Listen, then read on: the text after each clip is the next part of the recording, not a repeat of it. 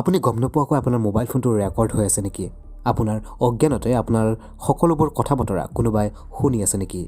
কিন্তু কি ধৰণে আপুনি জানিব পাৰিব আপোনাৰ মোবাইল ফোনটো যে ৰেকৰ্ড হৈ আছে, অথবা যদি ৰেকৰ্ড হৈ আছে কি ধৰণে আপুনি ইয়াৰ পৰিত্ৰাণ পাব?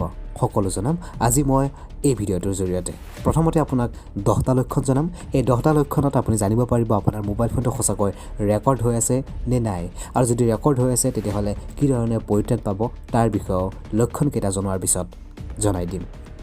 গতিকে এই ভিডিঅ'টো আপোনালোকৰ বাবে খুবেই দৰকাৰী বুলি মই ভাবোঁ, কাৰণ কিয় আপোনাৰ মোবাইল ফোনটো আপুনি গম নোপোৱাকৈ সঁচাকৈ ৰেকৰ্ড হৈ থাকিবও পাৰে।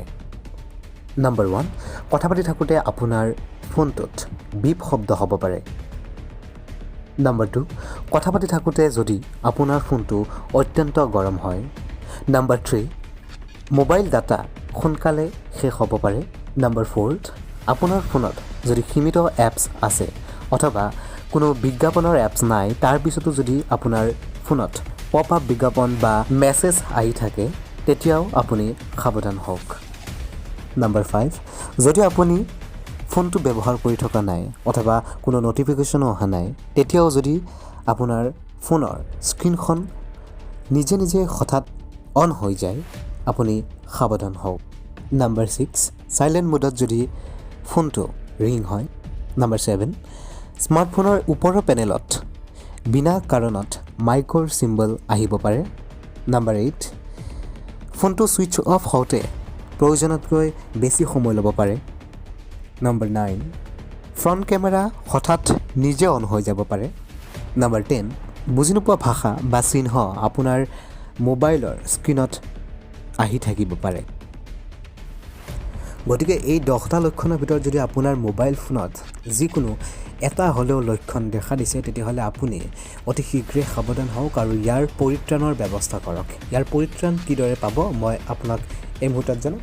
আপুনি আপোনাৰ মোবাইল ফোনৰ ছেটিংছত যাব। ছেটিংছত গৈ পেলাই তাত আপুনি ডাটা বেকআপ লৈ ল'ব। প্ৰথমতে বেকআপ লৈ লোৱাৰ পিছত আপুনি আপোনাৰ মোবাইল ফোনটো ৰিছেট কৰি লওক।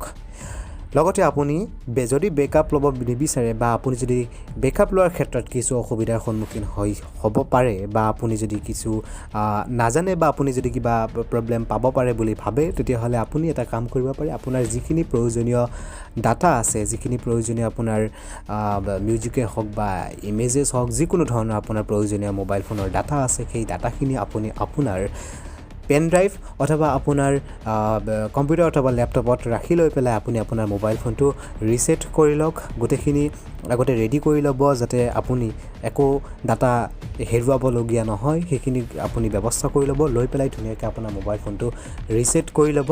ৰিছেট কৰি লোৱাৰ পিছত আপোনাৰ এই ধৰণৰ অসুবিধাসমূহ বা আপোনাৰ মোবাইলত যদি কোনোবাই তেনেধৰণে ৰেকৰ্ডিং কৰি ৰখাৰ ব্যৱস্থা কৰি ৰাখিছে, তেতিয়াহ'লে সেই ৰেকৰ্ডিং কৰাৰ ব্যৱস্থাটো নোহোৱা হৈ যাব, অৰ্থাৎ আপুনি সম্পূৰ্ণৰূপে ছেফ হৈ যাব।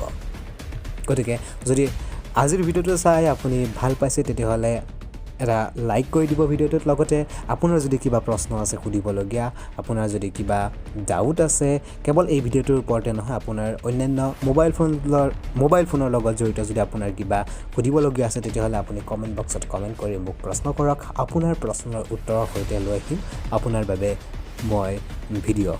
গতিকে আপোনালোকে মাত্ৰ মোক তাত কমেণ্ট কৰক আৰু লগতে চেনেলটো যদি নতুনকৈ আহিছে ছাবস্ক্ৰাইব কৰিবলৈ নাপাহৰিব।